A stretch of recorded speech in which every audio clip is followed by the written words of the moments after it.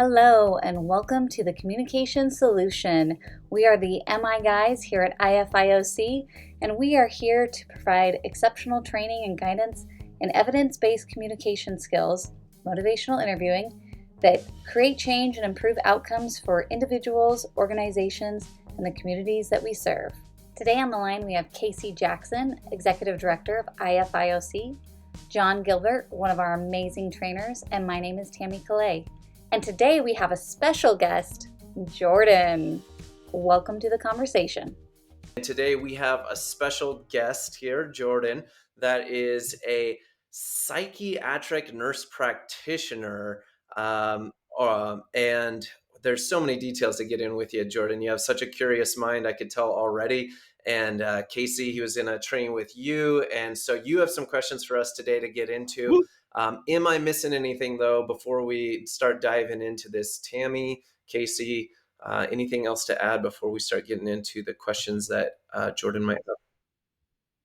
I'm just going to say I'm excited. And we talked about inviting Jordan because Tammy said, "Hey, I got some questions." And I'm like, oh my gosh, this is somebody I want to have on because he has lots of questions. And I just love a curious mind for people who are just getting exposed to MI, that it's like, wait a second, then this unlocks this thought and it unlocks this thought and then it unlocks this thought and then it unlocks, but wait a second, this is the way the structure's always been.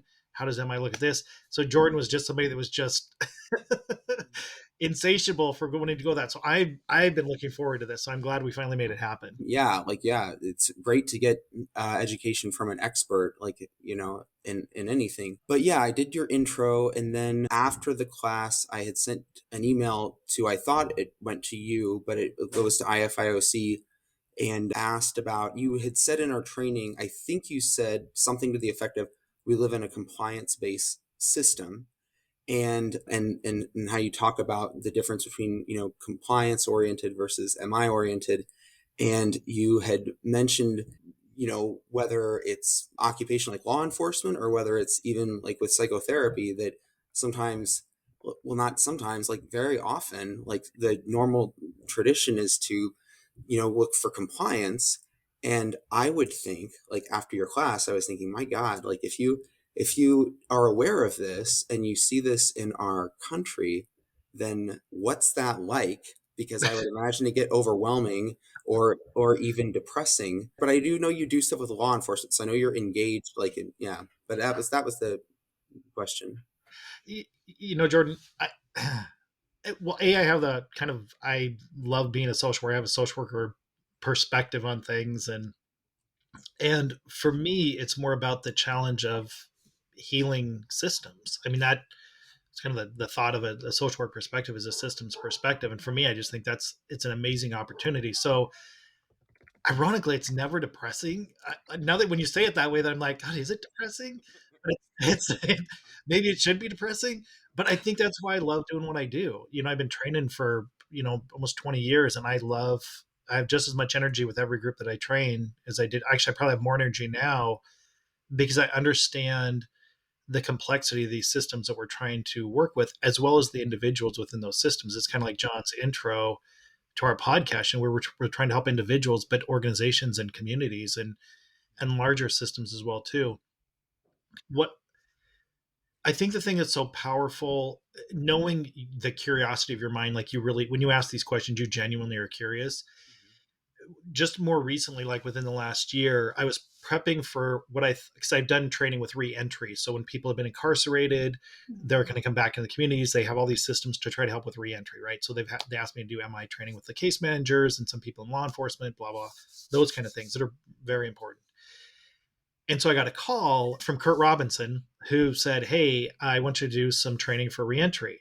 So I'm thinking, yeah, I'll do training for reentry. So I show up to do with my presentation, and these were about 38 formerly incarcerated individuals who'd been recently released within the last, 3 to 12 months. Well, that is not what my PowerPoint presentation was targeted to. But what we got to get into, and this is what I loved with these individuals that were formerly incarcerated and thinking about how are they going to reenter, is I thought the constructs are exactly the same. Is your behavior in line with your values? And we'd get it. We actually, the first one that I did, we got in this deep philosophical perspectives with these formerly incarcerated individuals who'd been formerly incarcerated that they were part of a system, and the more that they're going to be oppositional and defiant, the more they're going to get angry and pissed off at their probation officer, the more they're going to say, you can't make me do that, that they're literally just fodder for the system who's going to continue to chew them up. And if they really want to get out of that system, then they need to make a decision. Do they want to live within a behavior change approach to their life or a compliance based approach to their life? And do you want to make it, like you and I talked about in the training, do you want to make it a resistance discord issue, which you're going to find throughout your entire life? This is what we're talking about. Or do you want to look at the top of the mountain and go, I don't care who the judge is, I don't care who the prosecutor is, I'm going to get my behavior in line with where I want to be at the top of the mountain. And I said, no judge or prosecutor or probation officer or parole officer can stop you from doing that's 100% on you. And you have every reason, because of your history, because of decisions you've made, because of things that have happened to you, you have every reason to blame outside of yourself and make excuses and be stuck within a system that's going to consume you. Wow, that's powerful. Yeah. Oh. Did you go in there? Were you expecting to train staff who help? Yes, that's what I say. That is. I literally went in there. I couldn't even use my PowerPoint because it had nothing to do with the people sitting there. I literally walked in the room and went, "Oh my God, this is not who I'm supposed to train." And I didn't know that until they introduced themselves, and I'm like, "I am not prepared for this at all." And I've got 7 hours live with them, not on a screen. This was in person. So I couldn't even say, hey, let's take a break and push pause and like figure out what that guy was going to do. This was literally live in person, face to face. So you had made it about, in some ways, like how they talk to other people, but also it sounds like you were sort of teaching them and to sort of look at themselves about what their values are. And what was really complex about it, I mean, it was an amazing day. I ended up writing about it afterwards because I couldn't digest everything that had happened. I literally was sitting in my car. It was one of those days in Spokane that were like 110 degrees, and it was just sweltering in my car. And I opened the door just to let it out, and I was sitting there staring at my steering wheel, going, "What just happened?" Because it was transformative for me, and it was transformative for the individuals in there, because they were in there mostly to like, well, how do I work through this system? How do I get my bills paid? I don't have housing. I need a job. And so I couldn't even figure out originally what Kurt wanted me to do after the thing had happened. But I also know him well enough to go for it. So we just went for it, and I just kind of closed my laptop and sat on the desk and kind of went into high empathy to understand where their brains were at. And I just thought they're overwhelmed, but they're going to get consumed by this system because their brain cannot get out of the trees because everything is forcing them in the trees, and they have to be in the trees to figure out food, clothing, shelter, situations as well too, in a more structured way. So how do you talk to somebody about the top of the mountain when they're in the middle of this? Because this is what I hear so many people tell me. Well, the population I work with, they're so immersed or they're so damaged, they don't even know the top of the mountain. Mm-hmm. And my and my response is, from a trainer and a clinician perspective, always is, well, they do if we talk about it. Yeah. If I talk about independence and freedom and integrity and connection and a sense of belonging, they don't go, I don't understand what you're saying. Mm-hmm. If I make sure that it's relative to their reality and what they're trying to navigate. Yeah, that would be very interesting to have seen you done that, because moving toward the values part, I think, at least for myself, I think can come across awkwardly, like, since I'm new. So that would have been interesting, to go there, especially with, formerly incarcerated people. So that's why for me, back to your original question that you sent, was that to me that's inspiring and not depressing. And it could be, I could have walked away extremely depressed from that. And when I get to like right now, well, even just this week when I was in California doing a presentation, I had one of the officers, actually the officer who's the bridge video. That officer, he texted me and said, "Hey, your office, I'm going to swing by and give you another video." And he hadn't submitted a video for a year. But the fact that another person in law enforcement is working on this to the point that they're thinking, hey, I want to continue to get feedback, like that keeps me from being depressed. It's just like, okay, these little sparks that are happening, I just get the luxury of having people want to stay in contact. And evolve their thinking and evolve their way of being through a very specific method of communication. Mm-hmm. Because it seems like ideally, like back to the prison or former prisoners, that when you said that they hadn't thought about the values part because they've been stuck in the trees, Mm-hmm. I think it also, at least to me, seems like a lot of people would be there because Yes. that's that we don't are raised this way, in this Yes. culture. Yes.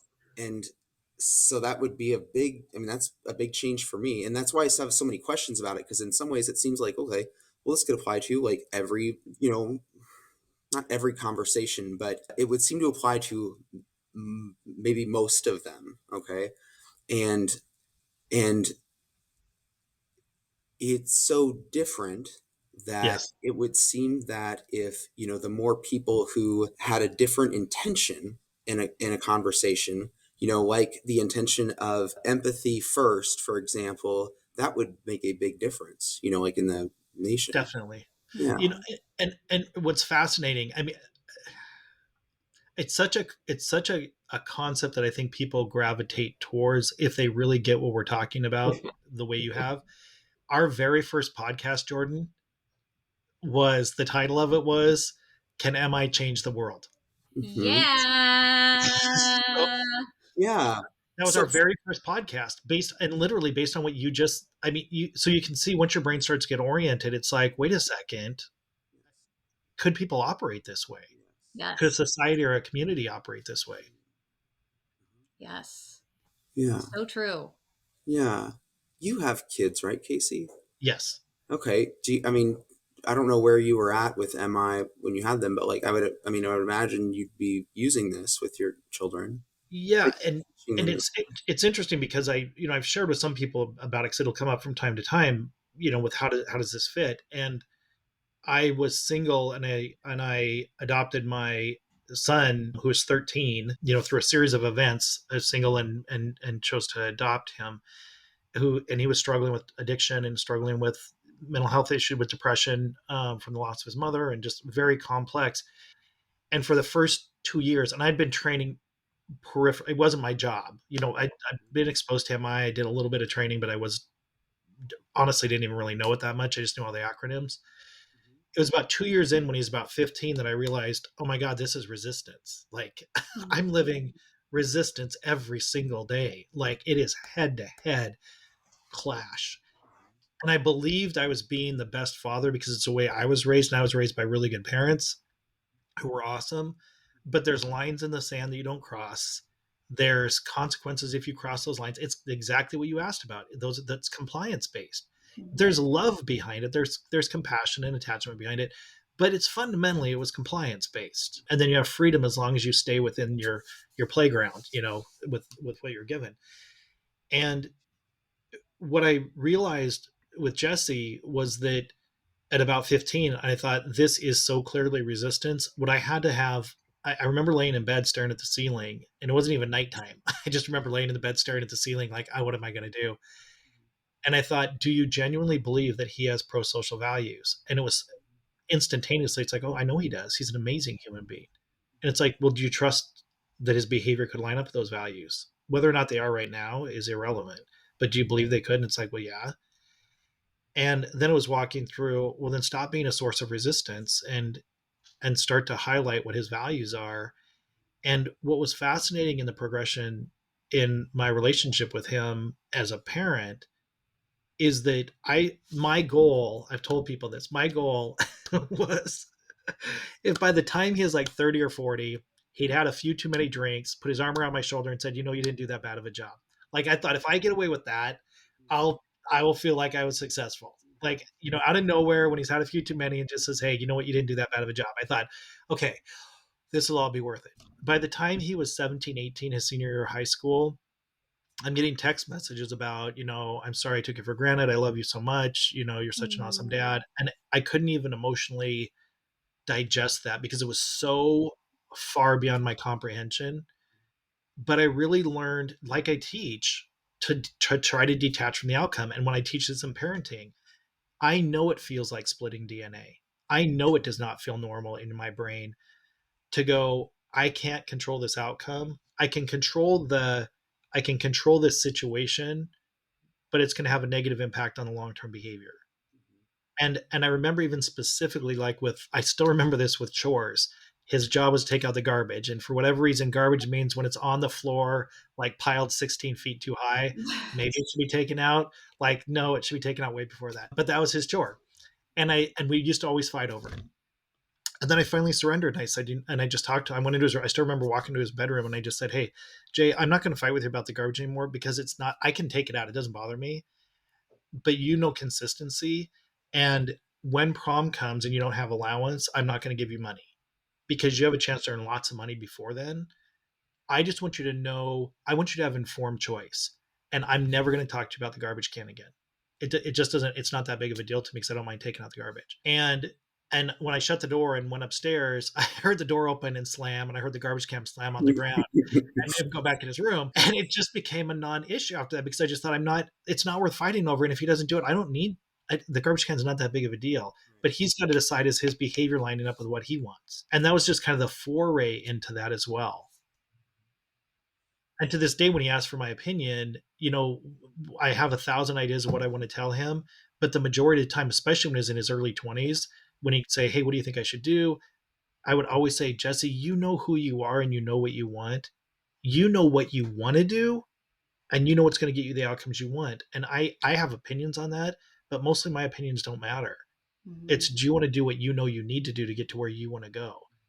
And even though that dad part of me wants to just say, "You know what you need to do. This is what you need to do. Come on." Yeah. But I just tried to restrain that. And that right there, I think, is the big difference. That is so, my brain is wired to absolutely, especially if someone's asking for it. And you highlighted something talking about being in the bed with the pro-social, because I was thinking that, because I was worried about risk. I kept asking questions like, "Oh, what if they, like, have this back?" But it seems to be that it relies upon the, what I would say is an optimistic idea, that people want health for themselves, or pro-social. You use the word pro-social behavior, because otherwise, like, it does, at least, I mean, the way that I have, like, lived my life, it does seem like a big risk to just say, "All right, whatever you want." But I think that it seems like a premise to start with is that, okay, like, people want good, healthy things, and people want to be kind to other people. And so let's just align them with that, as opposed to, like, this mass of people wants to just battle with each other as their highest value. And this people, that sort of thing. Yeah.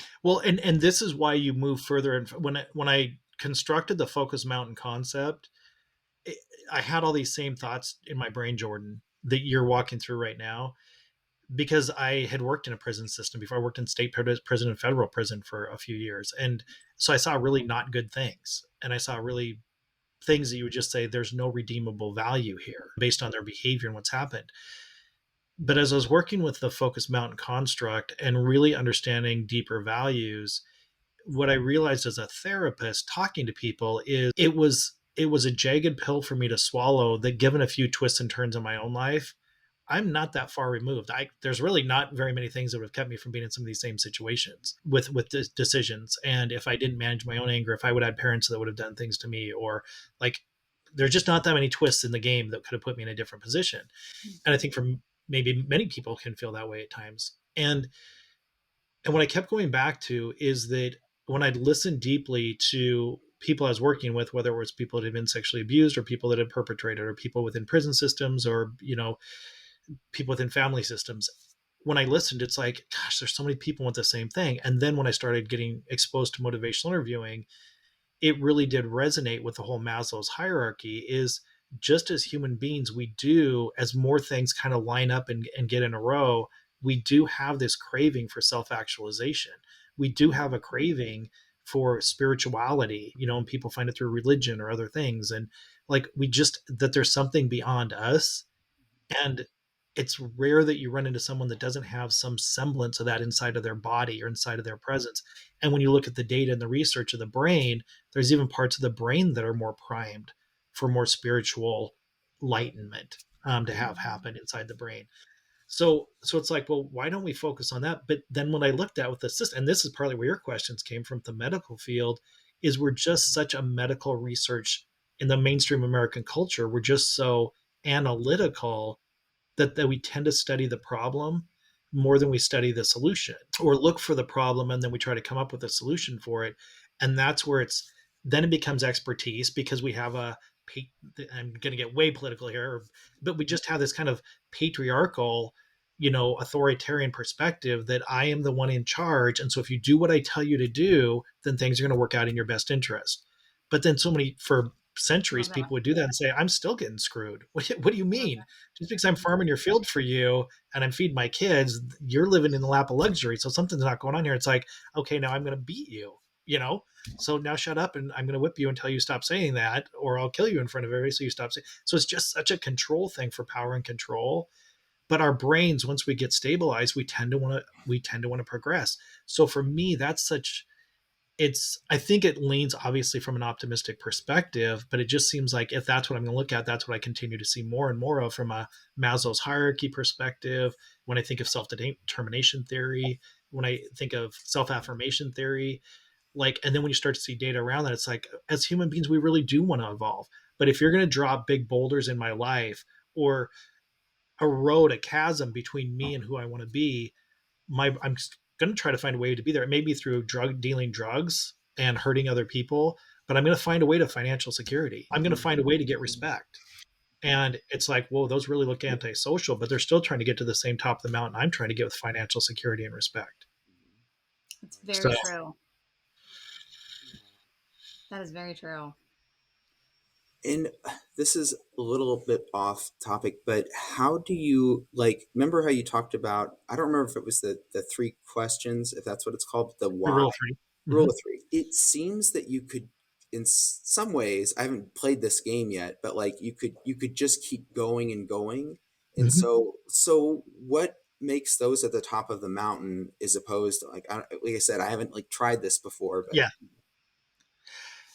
It took me a while to distill down the top of the mountain. I think because when I first was trying to get it clear in my own brain, even not even as much as an instructor, just as a practitioner or as a person trying to live this way.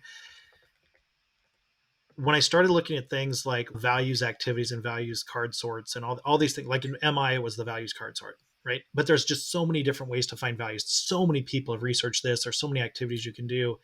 And I started getting lost because it's like almost anything, depending on who was saying it, they'd throw in the values like what family, relationship, money, like what do you value, and my job. It's just it would get so convoluted. I thought there's got to be a different way. And then when I was thinking about what I've taught rule of 3, I learned it in psychology. I wanted to start distilling it down. And then what was really important to me, because MI is so cross cultural, is I thought I also wanted to be cross cultural too, because you may say money in this culture, in mainstream American culture, but that may not be the way that is in a Brazilian tribal culture. So it's just like, but that sense of security that finances bring could be cross cultural. So I had a couple of different filters, and the rule of 3 was the easiest for me, because then I said, okay, family's at the top of the mountain. Can I deconstruct that with rule? Oh yeah, I can deconstruct that. Money at the top of the mountain, housing at the top of the mountain. It's like, okay, wow, I can distill those down. And now I'm coming into kind of overarching constructs that, like, around integrity, around connection, around freedom, which is a little bit different than independence. There's some overlap with autonomy. So you see some overlaps. There's kind of a Venn diagram, but I wanted them And to be Casey, as above that you've talked concept. about That's in where I the put the past, it's line on the harder mountain and of, harder to okay, here's the identify whys, and something then here's more of the what's in beyond the house. one of those values, like independence or fulfillment. Well, Makes a why lot of sense. independence? Why fulfillment? As you've talked about before, it's harder to why it and find something new. And I think that's a very practical, simple way to think about it that you described before, as well as if you want to look into values theory as well, either Jordan or anyone that's listening, that there's another thing you've talked about is not that there's Like that. an infinite amount of human values, that there is a certain finite amount of cross-cultural human values to tap into. And when you have some of that wording paired with some of that curiosity like you naturally have, Jordan, it sets up the rule of three or otherwise to really discover and co-discover what those are for the person. And then you help them align their behaviors accordingly, which is way easier said than done. But with that, Jordan, you've had some time with Casey to dig deep and geek out. I've had some thoughts along the way and some other questions, but I wanted to just get to be a part of seeing your brain in action, and Casey as well. And so it's been fun, but we're coming to the end of our time now. So I just wanted to start wrapping up for this time, but maybe we can have you back if you're interested, Jordan, as it sounds like this could keep going for quite a while.